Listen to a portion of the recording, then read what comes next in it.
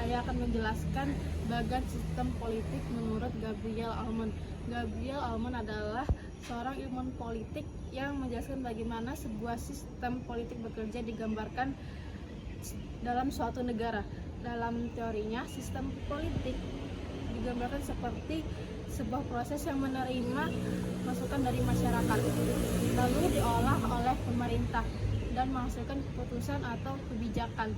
Secara sederhananya, sistem ini terdiri input atau masukan, lalu proses dalam sistem politik, output atau keluaran dari kebijakan, dan feedback atau umpan balik. Bagian ini menjelaskan bagaimana tuntutan masyarakat diproses oleh sistem politik hingga menghasilkan kebijakan. Yang pertama, lingkungan sistem politik. Di bagian luar bagan terdapat lingkungan yang mempengaruhi sistem politik, yaitu lingkungan fisik, sosial, dan ekonomi domestik. Contohnya kondisi ekonomi negara, kesejahteraan masyarakat, atau situasi sosial. Lingkungan internasional, misalnya hubungan antar negara, perdagangan internasional, atau kebijakan global. Lingkungan ini dapat mempengaruhi tuntutan masyarakat maupun kebijakan pemerintah. Selanjutnya, bagian input atau masukan. Masukan atau input adalah tuntutan dan aspirasi dari masyarakat yang masuk ke dalam sistem politik. Dalam bagian input terdiri dari artikulasi kepentingan yang proses penyampaian tuntutan masyarakat kepada pemerintah, contohnya tuntutan petani, buruh, atau kelompok masyarakat tertentu. Yang kedua, agregasi kepentingan. Itu proses menggabungkan berbagai tuntutan masyarakat menjadi agenda politik. Proses ini biasanya dilakukan oleh kelompok kepentingan dan partai politik. Aktor dari sistem politik. Dalam bagian ini terdapat beberapa lembaga yang berperan dalam memproses tuntutan masyarakat, yaitu ada partai politik berfungsi menyalurkan aspirasi masyarakat dan menggabungkan berbagai kepentingan. Yang kedua, kelompok kepentingan, kelompok yang perjuangan kepentingan tertentu dalam masyarakat. Yang ketiga, ada badan peradilan berperan dalam penegakan hukum atau penyelesaian sengketa kebijakan. Proses politik dalam sistem. Di bagian tengah bagan terdapat proses penting dalam sistem politik, yaitu sosialisasi politik. Proses di mana masyarakat mempelajari nilai dan norma politik. Yang kedua, rekrutmen politik, proses pemilihan atau pengangkatan individu untuk mengisi jabatan politik. Yang ketiga, ada komunikasi politik, proses penyampaian informasi politik antara pemerintah dan masyarakat. Proses ini membantu menjalankan sistem politik secara terus-menerus. Yang kelima, pembuatan kebijakan. Setelah tuntutan diproses, kebijakan akan dibuat oleh lembaga negara, yaitu badan legislatif membuat undang-undang, eksekutif menjalankan pemerintah dan kebijakan, birokrasi melaksanakan kebijakan dalam praktek. Proses ini disebut pembuatan kebijaksanaan. Bagian ini menjelaskan bagaimana tuntutan masyarakat diproses oleh sistem politik hingga akhirnya menghasilkan kebijakan pemerintah. Yang pertama, lingkungan sistem politik. Di bagian luar bagan termasuk yang pertama, lingkungan sistem politik. Di bagian luar bagan terdapat lingkungan yang mempengaruhi sistem politik. Pertama adalah lingkungan fisik, sosial, dan ekonomi domestik, yaitu kondisi yang ada di dalam negara, misalnya kondisi ekonomi masyarakat, tingkat kesejahteraan, atau keadaan sosial yang sedang terjadi. Hal ini sering memunculkan tuntutan dari masyarakat kepada pemerintah. Kedua, lingkungan internasional, yaitu faktor yang berasal dari luar negara, contohnya hubungan antar negara, perdagangan internasional, atau kebijaksanaan global. Faktor internasional ini juga bisa mempengaruhi kebijakan yang dibuat oleh pemerintah. Dengan kata lain, kondisi di dalam negeri maupun di luar negeri dapat mempengaruhi tuntutan masyarakat dan keputusan politik yang dibuat oleh pemerintah. Selanjutnya, input atau masukan. Tuntutan atau aspirasi dari masyarakat yang masuk ke dalam sistem politik. Dalam bagian ini, input terdiri dari dua proses. yaitu artikulasi kepentingan, yaitu proses ketika masyarakat menyampaikan aspirasi atau kebutuhan tuntutannya kepada pemerintah. Contohnya petani yang meminta harga layak panen stabil, buruh yang meminta upah layak, atau kelompok masyarakat lain yang menyampaikan aspirasi mereka. Kedua adalah agregasi kepentingan, yaitu proses menggabungkan berbagai tuntutan masyarakat menjadi agenda politik yang lebih terarah. Biasanya proses ini dilakukan oleh kelompok kepentingan dan partai politik. Selanjutnya, aktor dalam sistem politik. Dalam bagian ini juga terlihat beberapa lembaga yang berperan dalam memproses tuntutan masyarakat. Yang pertama, partai politik yang berfungsi menyalurkan aspirasi masyarakat dan menggabungkan berbagai kepentingan untuk menjadi program politik. Kedua, kelompok kepentingan, yaitu kelompok yang memperjuangkan kepentingan tertentu dalam masyarakat. Ketiga, badan peradilan yang berperan dalam menegakkan hukum serta menyelesaikan masalah atau sengketa yang berkaitan dengan kebijakan. Yang keempat, proses dalam sistem. Di tengah bagian terdapat beberapa proses penting dalam sistem politik. Pertama, sosialisasi politik, yaitu proses di mana masyarakat mempelajari nilai dan pemahaman tentang politik. Yang kedua, rekrutmen politik, yaitu proses pemilihan atau penunjukan orang-orang yang akan mengisi jabatan politik. Ketiga, komunikasi politik, yaitu proses penyampaian informasi antara pemerintah dan masyarakat. Ketiga, proses ini membantu sistem politik tetap berjalan dan terus berkembang secara terus-menerus. Yang kelima, ada pembuatan kebijakan. Setelah tuntutan masyarakat diproses, tahap berikutnya adalah pembuatan kebijakan. Dalam tahap ini terdapat lembaga negara yang berperan, yaitu badan legislatif yang membuat undang-undang, eksekutif yang menjadi pemerintah dan kebijakan, birokrasi yang melaksanakan kebijakan tersebut dalam praktik sehari-hari. Proses ini disebut sebagai pembuatan kebijaksanaan. Outputnya hasil dari kebijakan, hasil dari proses politik disebut output, yaitu kebijakan pemerintah. Contohnya seperti undang-undang peraturan pemerintah, kebijakan ekonomi atau program pembangunan. Kebijakan ini kemudian diterapkan kepada masyarakat. Jika jadi masalah atau sengketa terkait kebijakan tersebut, maka badan peradilan dapat menilai dan memutuskan sesuai hukum yang berlaku. Dan terakhir, feedback atau umpan baliknya. Setelah kebijakan diterapkan, masyarakat akan memberikan respon atau umpan balik. Respon ini berupa dukungan, kritik, atau tuntutan baru. Umpan balik tersebut kemudian akan kembali masuk ke dalam sistem politik sebagai input baru, sehingga proses politik akan terus berjalan.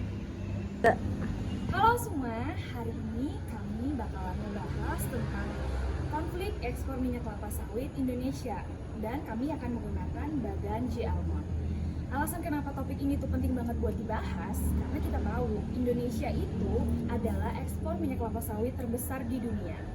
Dan sawit sendiri nggak cuma berpengaruh untuk perekonomian Indonesia doang, tapi juga berpengaruh untuk kehidupan jutaan petani Indonesia. Di dalam video kali ini kami bakalan ngebahas di mana Indonesia memiliki pengaruh sangat besar dalam perdagangan global.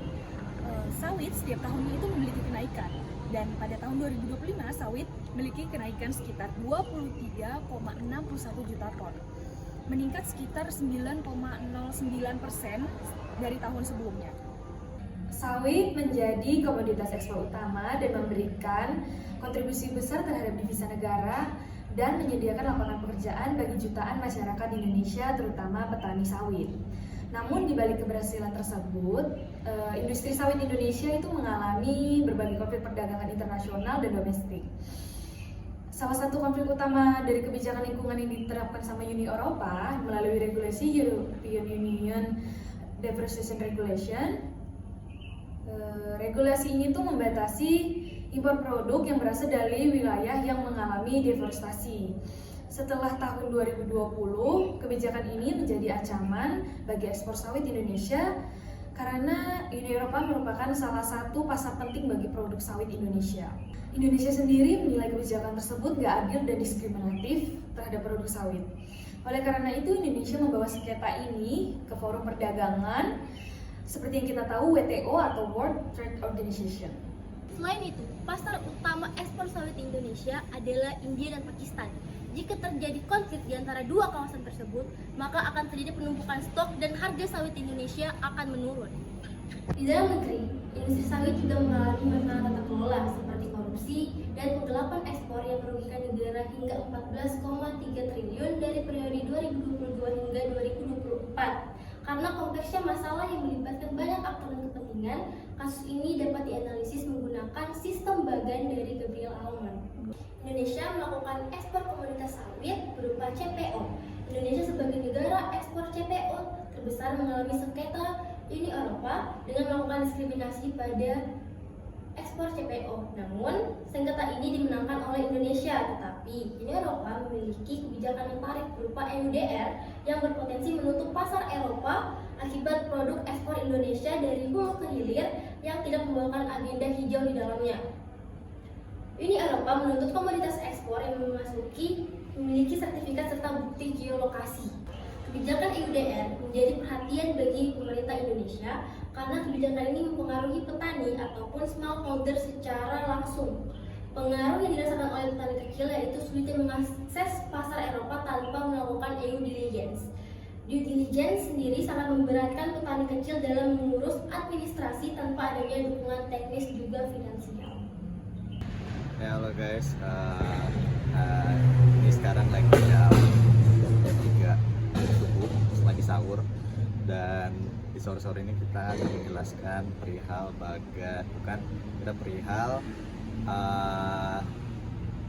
kasus ekspor sawit di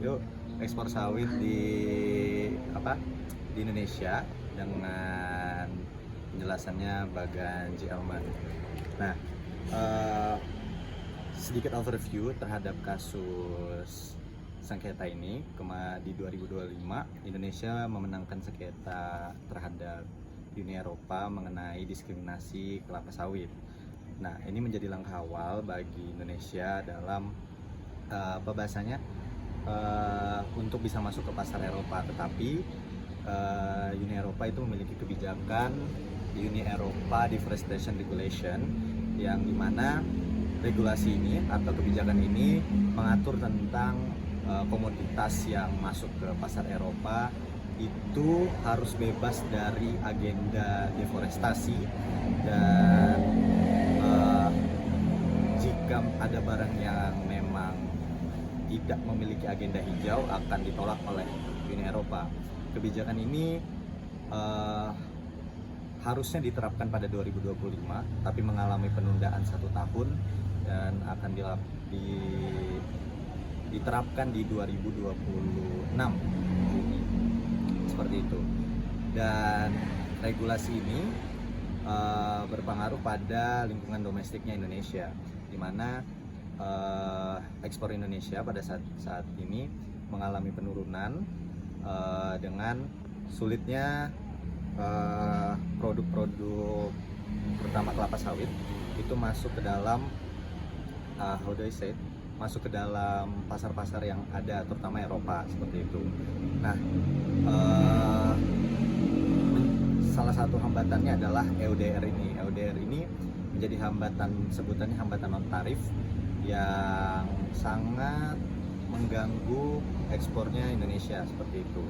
Dan kemudian apa yang harus dilakukan pemerintah adalah pemerintah itu harus melakukan sosialisasi dan komunikasi politik terkait dengan kebijakan EUDR ini terhadap perusahaan-perusahaan yang mengelola kelapa sawit menjadi CPO atau menjadi produk-produk berbahan sawit lainnya, selain perusahaan itu juga dengan petani-petani kecil itu harus dikomunikasikan dan disosialisasikan apa saja dampaknya, apa saja pengaruh dari jika kebijakan ini diterapkan gitu, diberlakukan. Nah, jika kebijakan ini diberlakukan, Indonesia akan sangat sulit untuk, bukan sangat sulit, akan tidak bisa masuk ke pasar Eropa karena bahasanya kebijakan ini memberikan halangan berupa komoditas yang tidak memiliki sertifikasi atau tidak memiliki bukti bahwa komoditas tersebut bebas deforestasi akan ditolak seperti itu. Tetapi yang menjadi masalah adalah petani-petani kecil atau petani yang memiliki lahan sawit itu tidak bisa bersaing dengan perusahaan yang memiliki memiliki kapabilitas untuk melakukan administrasi sertifikasi ISPO dan melakukan pendaftaran geospasial atau lokasi lahan mereka itu didaftarkan di pemerintah seperti itu. Pemerintah harus memerhatikan petani-petani kecil seperti itu. Jadi ini harus dikomunikasikan atau disosialisasikan oleh pemerintah di fungsi ini. Kemudian yang menjadi menarik adalah dalam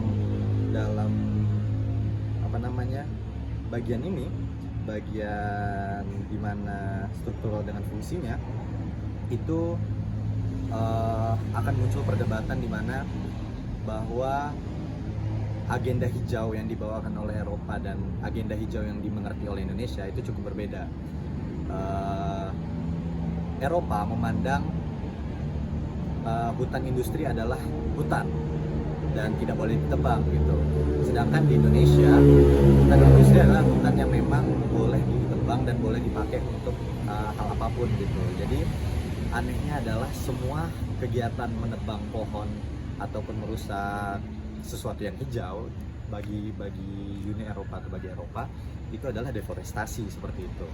Jadi perbedaan pandangan hijau ini menjadi cukup menarik di perdebatan pada akhirnya di sini. Dan kemudian selesai di sini ini akan masuk kepada input. Di input artikulasi kepentingan di sini akan diperjelas bagaimana kepentingan yang harus dibawakan oleh pemerintah seperti itu. Pemerintah harus membawakan perihal bagaimana petani kecil itu membutuhkan bantuan teknis, bantuan finansial, perihal bagaimana mendaftarkan lahan mereka atau bagaimana mereka harus membuat sertifikasi ISPO seperti itu. Ini harus diperjelas di artikulasi kepentingan mengenai apa saja yang petani-petani kecil itu butuhkan seperti itu. Dan kemudian yang menarik lagi adalah di artikulasi kepentingan ini bisa menambahkan perihal diversifikasi pasar, yang dimana kita tidak hanya mengincar pasar Eropa tapi pasar-pasar dari negara lain seperti itu. Kemudian masuk ke agregasi kepentingan. Di agregasi kepentingan ini adanya penyatuan dari kepentingan yang ada. Di sini agregasi ini membentuk satu whole view yang dimana ini akan dibawakan pada bagian